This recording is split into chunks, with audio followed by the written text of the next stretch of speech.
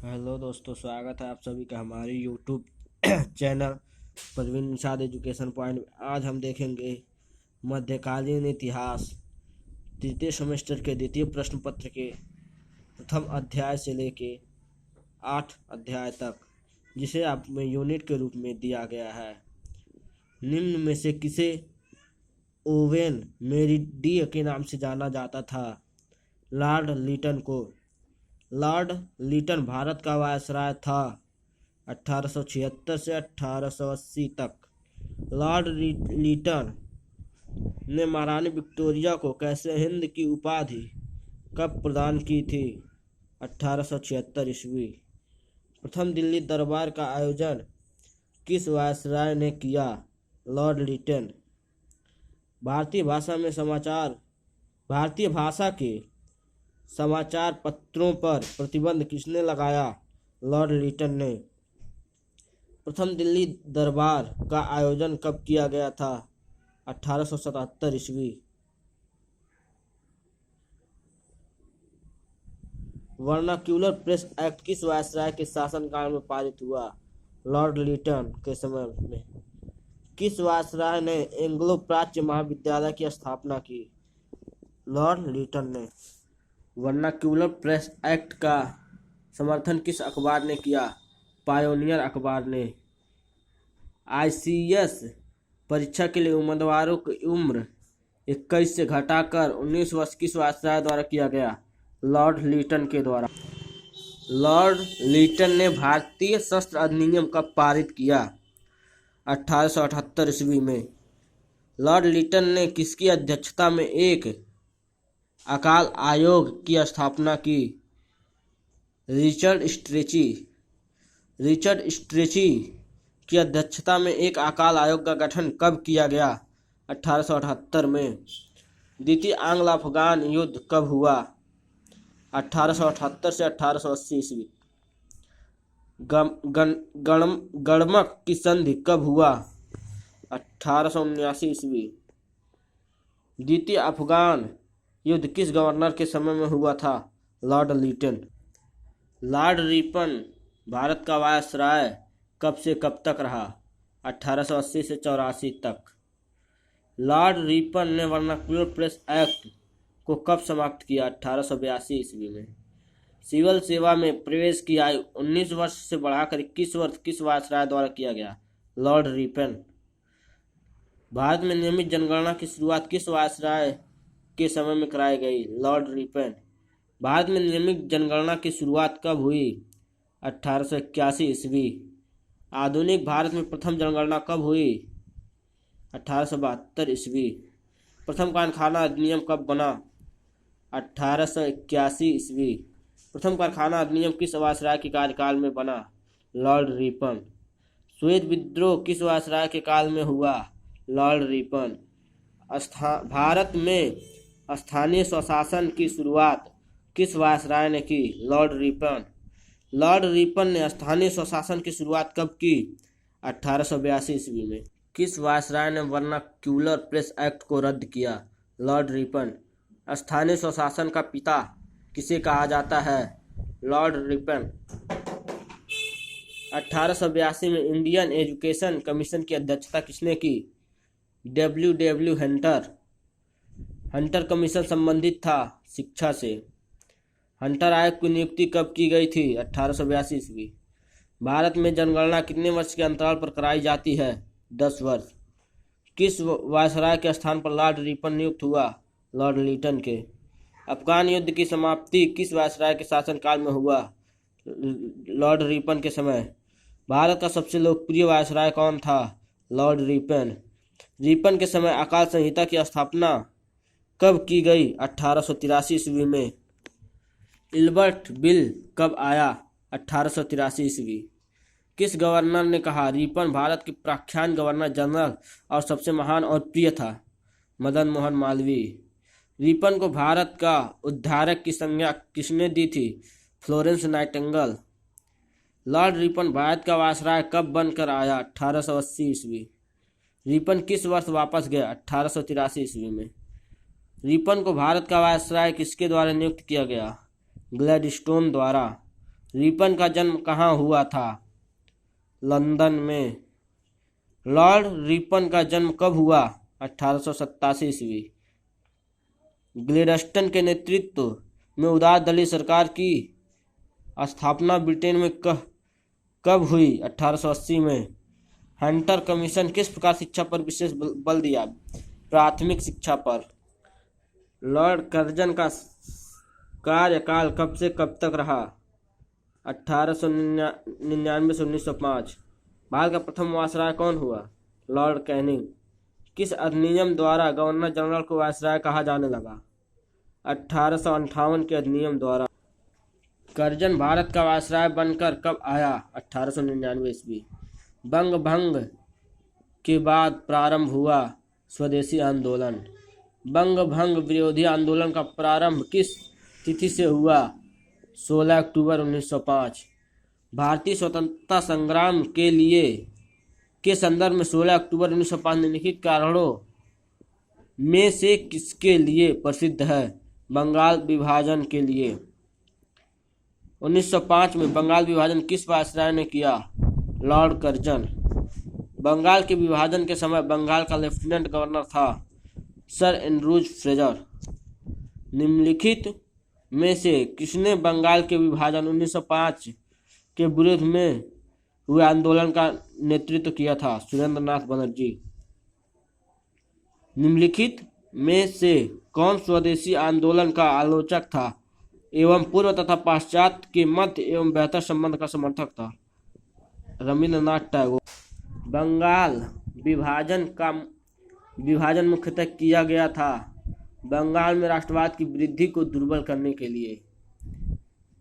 Lord Curzon द्वारा 1905 का बंगाल का विभाजन रद्द किस वर्ष हुआ? 1911।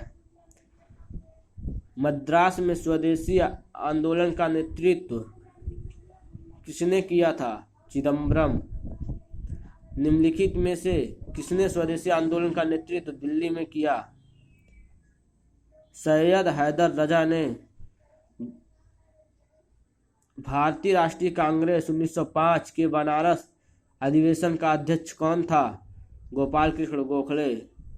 लॉर्ड कर्जन ने मेनक्रिफ की अध्यक्षता में एक सिंचाई आयोग का गठन कब किया था? 1901 ईस्वी। कर्जन ने एंड्रयू फ्रेजर की अध्यक्षता में एक पुलिस आयोग कब गठित की गई? 1902 ईस्वी। टॉमस रैले की अध्यक्षता में विश्वविद्यालय आयोग का गठन किया गया 1902 ईस्वी। लॉर्ड कर्जन ने पुलिस विभाग के तहत CID की स्थापना कब की? 1903 ईस्वी। भारत में कृषि इंस्पेक्टर जनरल पद का सृजन का श्रेय किस वायसराय को जाता है? Lord Curzon. सैन्य अधिकारियों के प्रशिक्षण के लिए क्वेटा में एक कॉलेज की स्थापना किसने की? Lord Curzon. कर्जन ने किस वर्ष यंग हस्बैंड के नेतृत्व में एक प्रतिनिधिमंडल तिब्बत भेजा? 1904 ईस्वी। कलकत्ता में विक्टोरिया मेमोरियल हॉल का निर्माण किस वायसराय द्वारा कराई गई थी? Lord Curzon. कर्जन के समय रेलवे बोर्ड का गठन कब किया गया? 1905 ईस्वी। प्राचीन स्मारक परीक्षण अधिनियम 1904 किस वायसराय के समय पारित हुआ? Lord Curzon. भारत का सर्वाधिक अलोकप्रिय वायसराय कौन था? Lord Curzon. लॉर्ड कर्जन ने विश्वविद्यालय अधिनियम कब पारित किया था? 1904 ईस्वी। लॉर्ड कर्जन ने मैकडॉनल्ड की अध्यक्षता में अकाल आयोग का गठन कब किया? 1900 ईस्वी में। लॉर्ड कर्जन भारत में लोक सेवा मंडल का गठन कब किया था? 1905 ईस्वी में। भारतीय कृषि का वाणिज्यीकरण किस नीति का परिणाम था? कृषि नीति का। भारत में नकदी फसली की खेती पर जोर कब दिया गया? 1853 ईस्वी में। वाणिज्यीकरण के समय किन फसलों पर सर्वाधिक जोर दिया गया? नकदी फसलों पर। बॉम्बे के कपास के मूल्य में अत्यधिक वृद्धि कब हुई? 1860 ईस्वी में। इंग्लैंड की कपास आपूर्ति कब सुलभ हुई? अमेरिका से गृह युद्ध समाप्त होने पर। अमेरिका में गृह युद्ध की समाप्ति किस दशक में हुई? 70 के दशक में। चाय, नील जैसे नकदी फसल की खेती पर किसका नियंत्रण था? यूरोपीय बागान मालिकों का। इंग्लैंड में अमेरिका से आने वाला कपास बंद हो गया अमेरिकी गृह युद्ध के बाद। वाणिज्यीकरण के बाद कपास की खेती के लिए बलन कह दिया गया। महाराष्ट्र में वाणिज्यीकरण के कारण किस खेती पर बल दिया गया? कपास की खेती पर। आधुनिक उत्तर प्रदेश के क्षेत्र पर कब अकाल पड़ा? 1803 ईस्वी में। ब्रिटिश काल में उत्तर भारत में सूखे की स्थिति कब उत्पन्न हुई? 1784 ईस्वी में। बंगाल में भीषण अकाल कब पड़ा? 1969 से 70 में। बंगाल में भीषण अकाल में कितनी जनसंख्या का नष्ट हो गई? 1/3 जनसंख्या। ब्रिटिश काल में मद्रास क्षेत्र में सूखा कब पड़ा? 1781 से 1782 ईस्वी। ब्रिटिश काल में दक्कन में कृषि दंगे किस कारण हुए थे? कृषि वाणिज्यीकरण से। ब्रिटिश भारत में कितने अकाल पड़े? 12 अकाल। सन 1803 ईस्वी जैसा अकाल किस समय पड़ा? 1837 ईस्वी में। वाणिज्यीकरण के क्या परिणाम हुए? गांव में ऋणग्रस्तता बढ़ी, अकाल पड़े, दक्कन में कृषि दंगे हुए, उपर्युक्त सभी। भारत में पहली रेल कब चलाई गई? 1853 ईस्वी में। भारत में पहली रेल किस वायसराय के काल में चली? लॉर्ड डलहौजी। 1846 ईस्वी में रेलवे योजना बनाई हार्डिंग ने। भारत सरकार ने टैरिफ पॉलिसी कब अपनाया? 1859 ईस्वी में। रेल बोर्ड का गठन किस वर्ष हुआ? 1905 में। बम्बई और थाने के मध्यम पहली लाइन किस वर्ष बिछाई गई? 1853 में। निम्न में से कौन सी समिति ब्रिटिश भारत में रेल सुधार संबंधित थी? मैके समिति। कंपनियों को रेलवे के निवेश पर कितना लाभांश देने की गारंटी दी गई? 5%। 1905 तक लगभग कितनी लंबी रेल लाइनें बिछाई जा चुकी थी? 4500 किमी। भारत सरकार ने सरकारी उद्यम के रूप में रेल लाइन बिछाने का फैसला कब किया? 1869 ईस्वी में। निजी कंपनियां तथा सरकारी कंपनियां मिलकर रेल लाइन बिछाई 1880 के बाद। भारत के लिए सर्वप्रथम भाप रेलगाड़ियों की योजना ब्रिटेन में कब तैयार की गई? 1843 ईस्वी। किसने भविष्यवाणी की आधुनिक औद्योगिकरण रेलमार्ग से आएगा? मार्क्स। भारत की प्रथम रेलवे लाइन का निर्माण किस कंपनी द्वारा किया गया? ग्रेट इंडियन पेनिनसुला रेलवे द्वारा। किन दो स्थानों के मध्य सर्वप्रथम रेलवे मार्ग का निर्माण हुआ था? कलकत्ता से रानीगंज। रेल सेवा का उद्देश्य था जिसे अंग्रेजों ने स्थापित किया था सेनाएं व व्यापार हेतु। रेलवे देश में किसके लिए लाभप्रद है? उपर्युक्त सभी। रेलवे के ऊपर किए गए खर्च अंग्रेजों ने वसूला था भारतवासियों से। लीटन द्वारा पूर्वी रेलवे कब खरीदा गया? 1879 में। किस वायसराय के कार्यकाल में पूर्वी रेलवे को खरीदा गया? लीटन के। रेल बजट को आय बजट से कब अलग कर दिया गया? 1925 में। कितने साल बाद रेलवे को सरकार को सौंपने का समझौता किया गया? 25 साल बाद।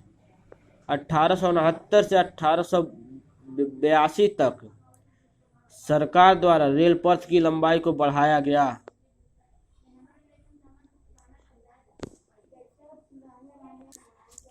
1925 ईस्वी में भारतीय रेल बजट को सामान्य बजट से पृथक करने की सिफारिश की एक वर्ष समिति। भारत में रेल प्रारंभ करने का कंपनी का मुख्य उद्देश्य था भारत के वित्तीय हितों की सुरक्षा करना। भारत में रेलवे निर्माण के आर्थिक परिणाम सिद्ध हुए, हितकर व अहितकर दोनों। रेलवे के विकास में अंग्रेजों का गुप्त उद्देश्य क्या था? भारत का आर्थिक शोषण। पुरानी गारंटी के में कार्य किस कंपनी को दिया गया? ईस्ट इंडिया कंपनी व ग्रेट इंडियन पेनिनसुला कंपनी को। भारत में रेलवे का विकास किस शताब्दी में हुआ? 19वीं शताब्दी। भारत में रेलवे के निर्माण कार्य का कब आरंभ हुआ? 1853 ईस्वी में। भारत में रेलवे निर्माण की प्रथम योजना मद्रास में कब बनाई गई? 1831 से 32 ईस्वी। वाष्पचलित रेलवे योजना इंग्लैंड में कब बनाई गई? 1843 ईस्वी। कलकत्ता एवं दिल्ली के मध्य रेलवे लाइन कब बनाई? 1867 ईस्वी। प्रथम रेल लाइन की लंबाई कितनी थी? 21 मील। नवीन गारंटी पद्धति अस्तित्व में कहाँ आई? कहाँ का नहीं, सॉरी दोस्तों, यहाँ कब होना चाहिए था, कब आई? 1882 ईस्वी में। वारेन हेस्टिंग ने अरबी फारसी भाषा के अध्ययन हेतु कलकत्ता में मदरसा स्थापित कब की? 1771 ईस्वी में। कलकत्ता मदरसा की स्थापना किसने की? Warren Hastings. मुस्लिम कानूनों और अन्य विषयों की जानकारी के लिए पहला मदरसा कहाँ खोला गया? कलकत्ता में। बंगाल एशियाटिक सोसाइटी का गठन कब हुआ? 1784 ईस्वी। एशियाटिक सोसाइटी की स्थापना बंगाल में किसने की? William Jones. बनारस में संस्कृत विश्वविद्यालय की स्थापना कब की गई? 1791 ईस्वी। बनारस में संस्कृत विश्वविद्यालय की स्थापना किसके प्रयास पर स्थापित किया गया? Jonathan Duncan. कलकत्ता में फोर्ट विलियम कॉलेज की स्थापना कब की गई? 1800 ईस्वी में। कलकत्ता में फोर्ट विलियम कॉलेज की स्थापना किसने की थी? वेलेजली। ईस्ट इंडिया कंपनी द्वारा भारत में शिक्षा के क्षेत्र में वास्तविक प्रयास कब किया गया? 1813 ईस्वी। 1813 के चार्टर एक्ट के तहत शिक्षा पर कितना व्यय का प्रावधान था? 1 लाख। उच्च शिक्षा हेतु हिंदू कॉलेज की स्थापना कब की गई? 1817 ईस्वी। पाश्चात्य पद्धति पर उच्च शिक्षा देने का प्रथम कॉलेज था हिंदू कॉलेज कलकत्ता। भारत में अंग्रेजी में प्रथम मदरसा कहाँ स्थापित हुआ? कलकत्ता में। पेरिस की रॉयल एशियाटिक सोसाइटी की सदस्यता किसे प्रदान की गई? माइकल मधुसूदन दत्त। सर्वप्रथम भगवत गीता का अंग्रेजी में अनुवाद किसने किया था? Lord Wilkins.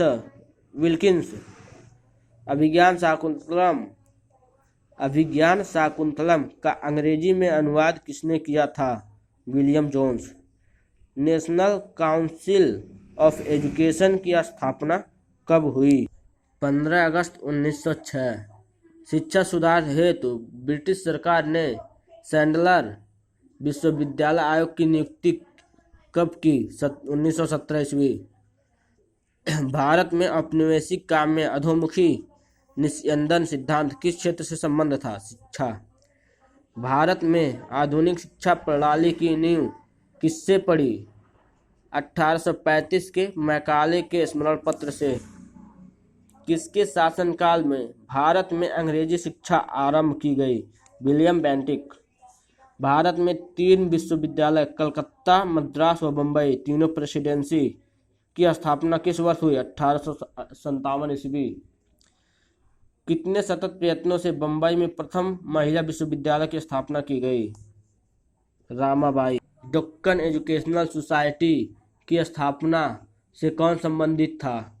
बीसी तिलक, यानी बीसी तिलक।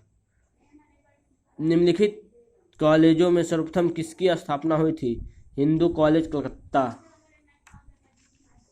बनारस हिंदू विश्वविद्यालय का शिलान्यास निम्नलिखित में से किसने किया था? Lord herding. निम्नलिखित में से किसे सर्वप्रथम केंद्रीय विश्वविद्यालय घोषित किया गया? बनारस हिंदू विश्वविद्यालय वाराणसी। भारतीय परिषद अधिनियम 1909 किस नाम से जाना जाता है? मार्ले मिंटो सुधार। मार्ले मिंटो सुधार किस अधिनियम से संबंधित है? 1909 भारतीय परिषद अधिनियम। भारत परिषद अधिनियम 1909 के द्वारा केंद्रीय विधान परिषद की सदस्य संख्या बढ़ाकर कितना किया गया? 69। किस अधिनियम के द्वारा प्रतिनिधित्व के आधार पर निर्वाचन प्रणाली लागू की गई? भारत परिषद अधिनियम 1900। ब्रिटिश सरकार ने सिख एक्ट के द्वारा सांप्रदायिक आधार पर निर्वाचन पद्धति स्थापित करने का प्रयास किया। भारतीय परिषद अधिनियम 1909।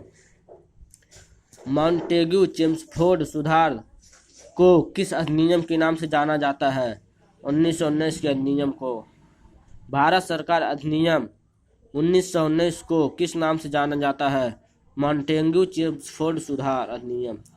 किस अधिनियम में सर्वप्रथम उत्तरदायी शासन शब्द का प्रयोग किया गया? भारत सरकार अधिनियम 1919। भारत सरकार अधिनियम 1919 द्वारा राज्य परिषद के सदस्यों की संख्या कितनी निश्चित की गई? 60। 1919 के अधिनियम द्वारा विधानसभा के सदस्यों की संख्या कितनी निश्चित की गई? 145। किस अधिनियम के तहत प्रांतों में द्वैध शासन की स्थापना की गई? भारतीय परिषद अधिनियम 1919। किस अधिनियम के द्वारा प्रत्यक्ष निर्वाचन प्रणाली लागू की गई? भारत सरकार अधिनियम 1919। 14 भाग 351 धारा एवं 10 अनुसूचियां किस अधिनियम में थी? भारत शासन अधिनियम 1935। अखिल भारतीय संघ का प्रावधान किस अधिनियम में किया गया? 1935 के अधिनियम। द्वैध शासन प्रणाली लागू करने वाला एक्ट आया 1919 में। निम्नलिखित में से किस अखिल भारतीय संघ का प्रावधान किस अधिनियम में किया गया? 1935 के अधिनियम। द्वैध शासन प्रणाली लागू करने वाला एक्ट आया था 1919 में। निम्नलिखित में से किसे भारत सरकार अधिनियम 1935 को गुलामी का अधिकार पत्र कहा? जवाहरलाल नेहरू। भारतीय राष्ट्रीय कांग्रेस ने अपने किस अधिवेशन में भारत सरकार अधिवेशन 1935 को अस्वीकार कर दिया? लखनऊ अधिवेशन 1936। भारत सरकार अधिनियम 1935 निम्नलिखित में से किसकी रिपोर्ट पर आधारित था? Simon commission. किस 1935 का गवर्नमेंट ऑफ इंडिया एक्ट क्यों महत्वपूर्ण है? यह भारतीय संविधान का स्रोत है। निम्नलिखित में से किसने 1935 के अधिनियम के बारे में कहा था यह एक कार है जिसमें ब्रेक तो है पर इंजन नहीं? जवाहरलाल नेहरू। हिंदू सांप्रदायिकता का जन्म से ही एक बीमार बच्चा थी किसने कहा था? बिपिन चंद्र पाल। किस आंदोलन में मुस्लिम पृथकवाद में काफ़ी प्रगति हुई? स्वदेशी आंदोलन। पंजाब में हिंदू महासभा का गठन कब किया गया? 1907 ईस्वी। अलीगढ़ आंदोलन के प्रवर्तक कौन थे? सर सैयद अहमद खां। कलकत्ता में साइंटिफिक सोसाइटी की स्थापना किसने की? सर सैयद अहमद खां। साइंटिफिक सोसाइटी की स्थापना कब की गई? 1864 ईस्वी। मोहम्मदन एंग्लो ओरिएंट कॉलेज की स्थापना की थी? सर सैयद अहमद खां। मोहम्मदन एंग्लो ओरिएंटल कॉलेज की स्थापना कब की गई? 1875 ईस्वी।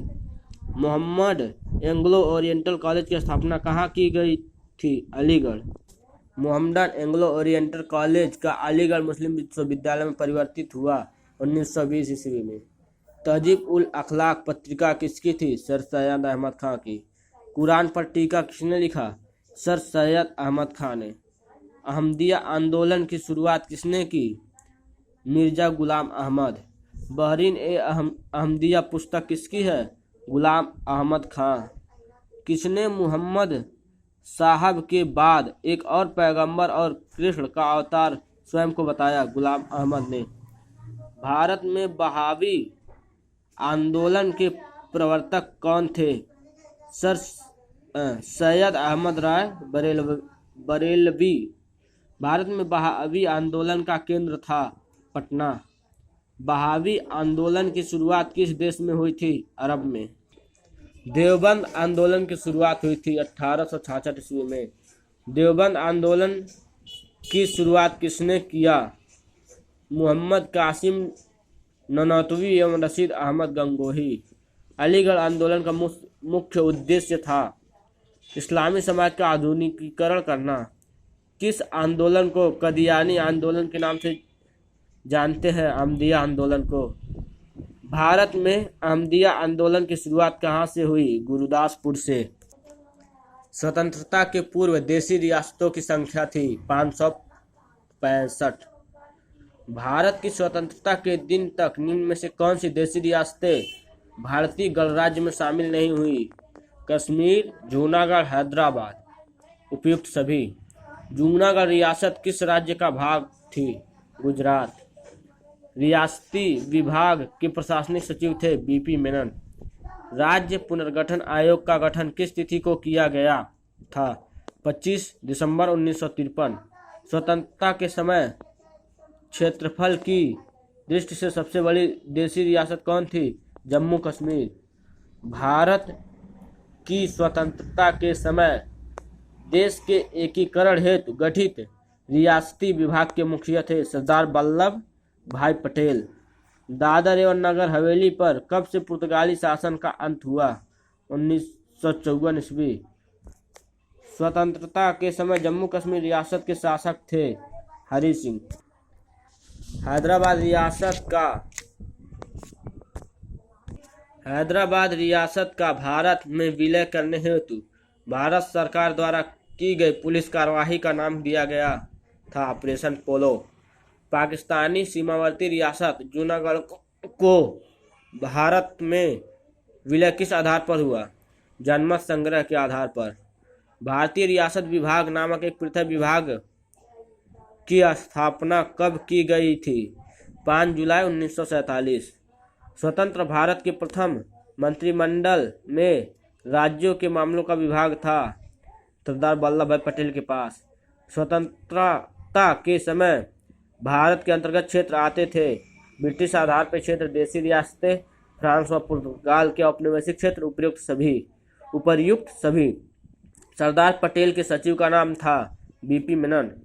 जूनागढ़ रियासत किस तट पर स्थित था? सौराष्ट्र के तट। जूनागढ़, कश्मीर एवं हैदराबाद रियासत को छोड़कर सभी रियासतें कब तक भारत संघ में शामिल हो गई? 15 अगस्त 1947 को। जनमत संग्रह के पश्चात जूनागढ़ को भारत में विलय किया गया 1948 ईस्वी में। जम्मू कश्मीर रियासत के शासक का क्या नाम था? हरि सिंह। भारत की सबसे बड़ी रियासत कौन थी? हैदराबाद। हैदराबाद ने भारतीय संघ में विलय को कब स्वीकार कर लिया? नवंबर 1948। जूनागढ़ रियासत के राजा का क्या नाम था? नवाब रसूल खान।